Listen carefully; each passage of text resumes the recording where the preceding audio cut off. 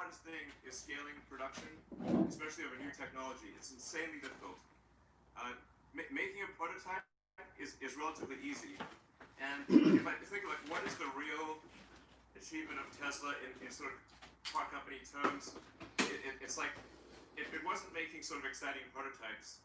It was that Tesla was really the first company in about a century in the US, the first US company in the US to reach volume production and be sustainably profitable. Like the crazy thing is this has really not happened in 100 years. That's the actual super hard part. See, this is where it's kind of like Steve Jobs. And we now have 4 vehicles in volume production. He finds facts. So also the toughest joke. Well, I'll talk about it in a minute. It was a very difficult joke to make. What? So we also introduced the lowest cost solar in the U.S.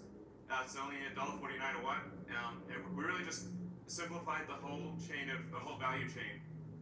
So reduced sales and advertising, got rid of a bunch of unnecessary costs, and really are just relying upon the fact that it's just the lowest cost, most efficient solar in the U.S. Providing both retrofit and the solar glass roof, which I think is a really great product, a hard product to make work, but it will be a major product line in the future. And we also got 4 consecutive quarters of GAAP profitability, which was very difficult. Yeah. So this is super cool. I did not know this. A testament to the hard work of people at Tesla. All those cars have Tesla shareholders in them. I mean, to do this in extremely difficult times against a wide range of adverse circumstances was insanely hard, but we got it done. So, and I think the future's looking like, I think, very promising from sort of an annual profitability standpoint. So, in order to achieve, in order to sort of do well financially, you really need economies of scale, and you need ideally the best technology. And I think we had the best technology for a while, but now we are also achieving economies of scale. So, and we're also rapidly improving autonomy, which is a massive value add to each car.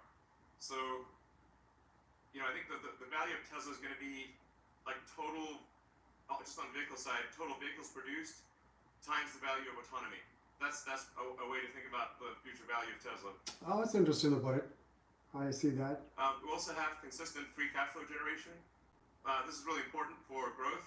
It's like how many people are converted to autonomous driving, I guess? The time from when a car is ordered to when it is built and delivered. So for a company that's growing rapidly, it's extremely important to tighten the supply chain and to have from when parts arrive, put it into a car very quickly and deliver the car very quickly to the customer. And if you can do that inside the sort of your kind of payables timeline, then the faster you grow, the more cash you have.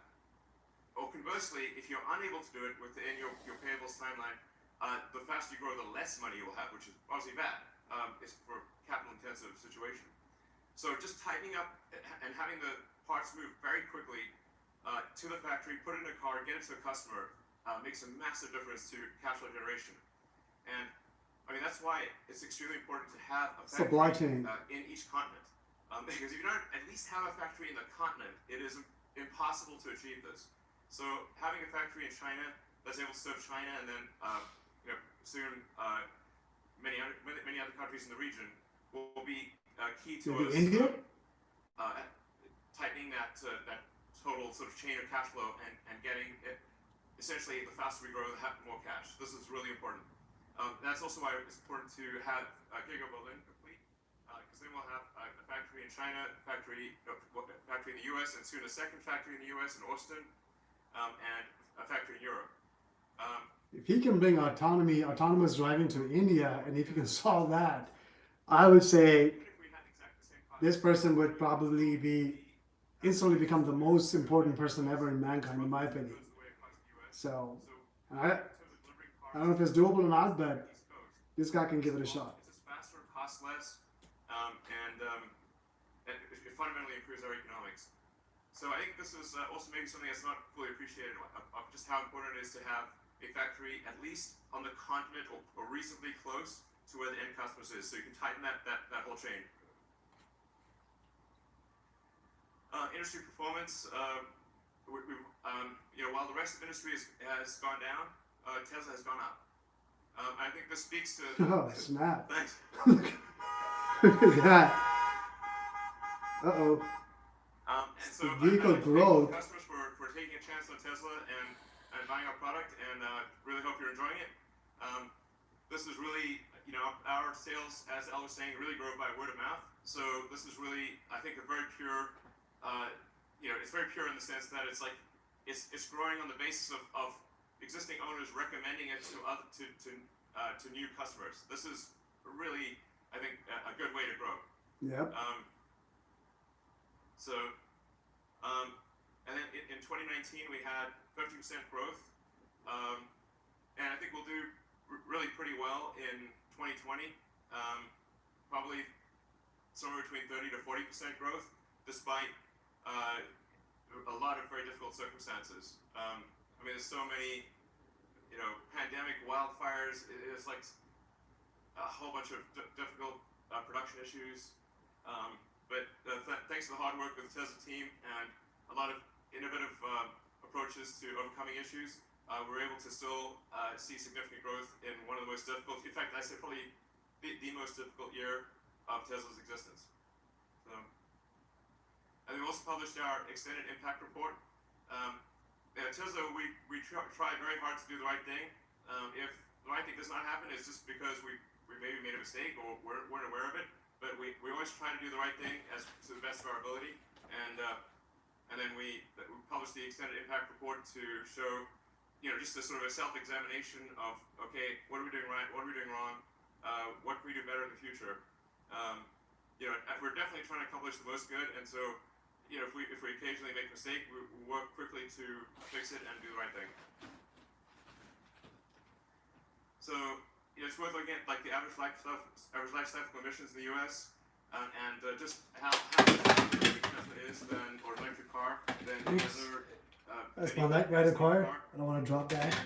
And, what we'll talk about in the next days is also just how much the grids around the world and actually. Trying to make sure the phone doesn't die on me. It's actually much faster than I think people realize. The U.S. is moving towards sustainable energy, and so as we move more and more to sustainable energy, then effectively you end up building the solar factories and the car factories themselves with solar. Over time you do, or with sustainable energy. Over time you'll even mine with sustainable energy, and eventually it will get to an effective emissions of zero. So that's where things will end up. Yeah. This is actually really cool. So I think so. Design, and all the cars ever designed. Are doing the any cars ever tested by like the implementation of keeping in mind COVID-19. So they got all the shareholders come and bring their own cars. Of course, they all are Teslas. Most of them seems to be Model 3s. And so they, I guess, early when they had some of the shareholders speak, they were talking from their car. They called in from their car itself. That actually is a really innovative and a breakthrough way of presenting for a car company. So that's cool. Kudos for that. Our factories are also becoming safer, and if you look at the sort of accidents per total vehicle made, it's dramatically better than in the past, and it's already better than industry average, and we're confident we can get it to the best in the auto industry. Okay. Let's do it, man. Autopilot functionality continues to improve, and you can see it in the safety report that we publish every quarter. It's just getting better and better. The U.S. average for collisions is at roughly 2.1 per million miles, and with autopilot engaged, it's 0.3. I mean, this is a profound difference. It's really massive, and this will get even better. So we're confident that over time we can get the probability of an accident, especially the probability of injury, to 10 times better than the industry average. like an order of magnitude better. So I think this that's is just a lot of lives saved and a lot of injuries Yeah. avoided. very So important to do that's that. a huge priority for us. I agree. And you know, the autopilot front, I think it's kind of hard for people to judge the progress of autopilot. Like I'm driving. As a matter of course, I've always done this. I drive the bleeding edge Alpha Bolt of autopilot, and so I sort of have insight into what is going on. And you know, previously about a couple of years ago, we were kind of stuck in a local maximum. So we're improving, but like the improvements kind of started tailing off and just not getting where they need to be. Okay. I call this case still getting trapped in a local maximum. And so we had to do a fundamental rewrite of the entire autopilot software stack, and all of the labeling software as well. So we're now labeling in 3D video. So What? this is hugely different from previously where we were labeling essentially 2D. a bunch of single images from the 8 cameras, and they would be labeled at different times by different people, and some of the labels you literally can't tell what it is you're labeling. So So how is it in it basically 3D? made it sort of in some cases impossible to label, and the labels had a lot of errors. Now with our new labeling tools, we label it in video. So we actually label entire video segments, and the system. So you get basically a surround video thing to label, and with the surround video and with time. So it's now taking all cameras simultaneously, and looking at how the images change over time and labeling that, and then the sophistication of the neural nets in the car and the overall logic in the car has improved dramatically. I think we'll hopefully release a private beta of Autopilot, or the full self-driving version of Autopilot, in I think a month or so, and then people will really understand just the magnitude of the change. It's profound. So yeah. Anyway, so you'll see it's just like a hell of a step change. But because we had to rewrite everything, labeling software, just the entire code base, it took us quite a while, and the sort of new sort of, I call it like 4D in the sense that it's 3 dimensions plus time. It's just taken us a while to rewrite everything, and so you'll see what it's like. It's amazing. It's amazing. Yeah, it's just clearly gonna work. I'm so excited about that. That's smart. They're rolling out the subscription now. Makes sense. About engineering, obviously. Also manufacturing. I think manufacturing is underappreciated in general, and the difficulty of designing the machine that makes the machine is vastly harder than the machine itself. So, the designing, like making a Model 3 or Nobody's talking about my dad. prototype Was a is factory owner really back in quite India, so I trivial know compared to, somewhat of what he's saying. designing the factory that makes it. Especially if it's new technology and you want to use new manufacturing methods, it's just at least 10 to 100 times harder to do the factory than the prototype. And that's why you see a lot of companies out there or startups, they'll bring out a prototype, but they just can't get it over the hump for manufacturing, because manufacturing of new technology especially is the hardest thing by far. Like basically the prototype is at best 10% of the difficulty and probably closer to 1%. Okay. And then software. Tesla is both a hardware and a software company. So a huge percentage of our engineers are actually software engineers. And you can think of our car as kind of like a laptop on wheels. And so software is incredibly important. Pretty true. So not just in the car, but also in the factory. So the factory software is extremely important. Just software in general. These are fundamental. These are the 3 critical areas that are needed to make for an awesome company. So yeah. So we have now we'll soon have 3 new factories incremental on. Well, we have one already on 3 different continents: Shanghai, we're expanding in Shanghai with the second phase. Berlin is making rapid progress, and Texas is making even faster progress. So, yeah.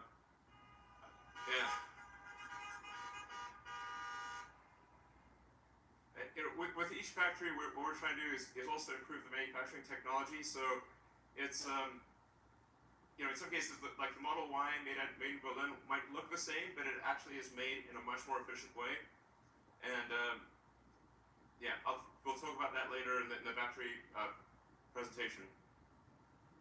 Yeah, launched Megapack, 3 megawatt hours all-in-one energy storage solution. So it's been great overall. Yeah. All right. And I think that's basically it. Okay. All right, thank you. Let's get the battery day going.